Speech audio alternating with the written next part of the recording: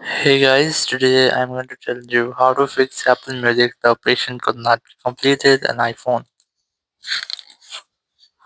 If you're using an iPhone and you're facing the issue in your Apple Music that you see an error, the operation could not be completed. So let's see about some possible fixes. So the very first thing is that you just have to go back from here and you have to make sure that you have a stable and a strongest network connection.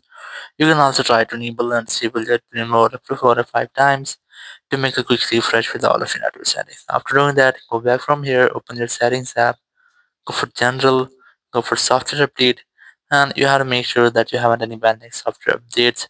If you find any pending software update here, try to update your software. After updating, go back from here and you have to go for the general section again. Go for iPhone storage here, look for music app, and you have to try to offload your app. So tap on music app here, tap on offload app, tap on offload app again.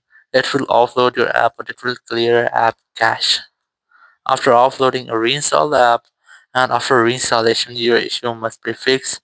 If it's still not fixed your issues, you can also try to make a force restart your iPhone. Not do that, you have to quickly press and release the volume up, then volume down, then press and hold the power button, wait for your phone until its screen goes fully black. So let's try this. You have to quickly press and release the volume up, then volume down, then press and hold the power button and wait for your phone until its screen goes fully black. Once you get the black screen, you just have to wait for Apple logo, and once you get the Apple logo, you have to release the button and wait for your phone until it restarts.